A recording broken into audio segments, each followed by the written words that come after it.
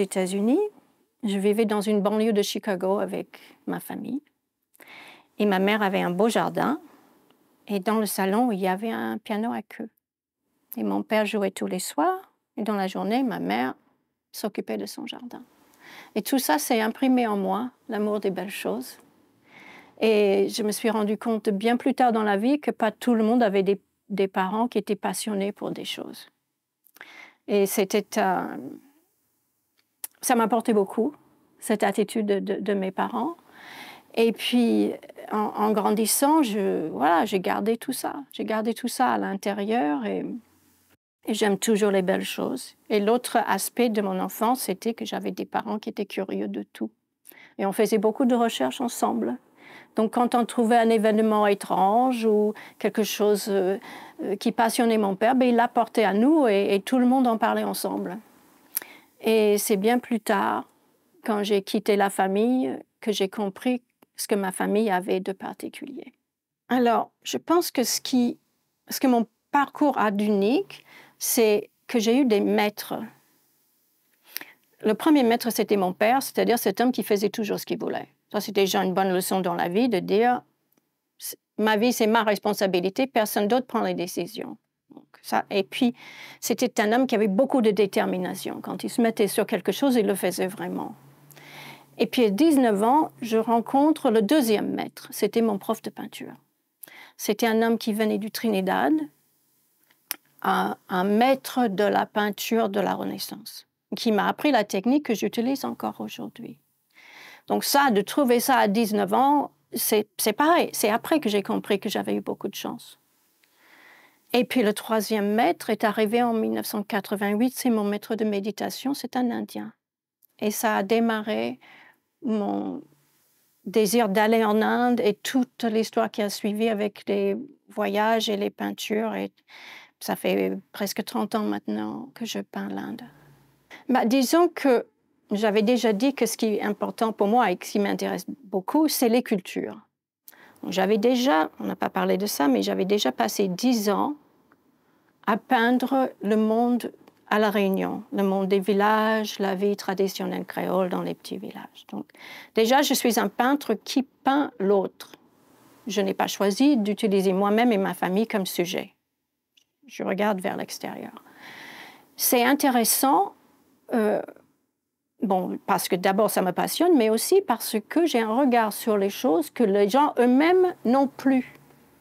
C'est-à-dire que quand, par exemple, nous regardons nos ustensiles de cuisine, nous ne pensons rien. Mais si nous regardons les ustensiles de cuisine de quelqu'un d'une autre culture, c'est intéressant, parce que ce n'est pas les mêmes, et ce n'est pas utilisé de la même façon, et la cuisine ne fonctionne pas de la même façon. Donc, j'ai toujours eu cette chose de regarder comment les autres vivaient. Et donc, après les 10 ans à travailler sur La Réunion, qui a eu son point culminant dans l'exposition au Musée de l'Homme, quand ce Musée de l'Homme était encore à Trocadéro, où j'ai rempli le rez-de-chaussée pendant 9 mois avec mes tableaux réunionnais, je me sentais prête pour changer d'univers. Et puis j'avais fait cette rencontre avec cet Indien, le monde indien, la philosophie indienne, la pensée indienne, et il n'y avait plus qu'à aller en Inde. C'est ce que j'ai fait. Et donc, une fois en Inde, c'est vrai, je peins surtout les femmes. D'abord, le monde des femmes en Inde est assez séparé du monde des hommes et j'ai beaucoup plus accès. Et puis, j'aime beaucoup peindre les drapés et c'était les femmes qui les portaient. Et puis, j'ai beaucoup aimé aussi la relation qu'elles avaient avec leurs enfants. Donc, il y a beaucoup d'enfants et de femmes dans mes peintures. Et une chose que j'ai trouvée vraiment fascinante, c'est que, venant de l'Amérique, nous pensons que la pauvreté est une affaire d'argent. Si on a de l'argent, on n'est pas pauvre. Si on n'a pas d'argent, on est pauvre. Moi, ce que j'ai senti en Inde, c'est que la pauvreté, c'était au niveau culturel. C'est-à-dire qu'on est pauvre si on n'a pas accès à l'éducation. J'ai vu des familles indiennes, mais extrêmement modestes. Les hommes dormaient dehors, les femmes dormaient dans la maison. Mais ils ont produit des profs d'université. Donc, j'ai compris à travers ce contact avec le monde indien que ce qui divisait, c'était plutôt des divisions culturelles ou d'être privé de culture. Finalement, si on a une belle culture, on ne sera jamais vraiment pauvre, c'est impossible. On refera sa situation, on trouvera des solutions. Donc, ça m'a donné vraiment une vision très différente, même sur le plan de ce que c'est qu'une économie et ce que c'est que la pauvreté. Ce qui me vient à l'esprit tout de suite, il y a sûrement beaucoup de femmes qui m'ont beaucoup marqué. Là, je suis en train de lire Marguerite Yourcenar, qui est un écrivain immense. Mais j'aime beaucoup Virginia Woolf. Elle n'a pas écrit énormément de livres, mais je me suis toujours trouvée très bien dans sa façon d'écrire. Et elle a écrit un livre que toutes les femmes devraient lire à propos de la création artistique et à quel point une femme a besoin d'une pièce à elle pour pouvoir créer quelque chose.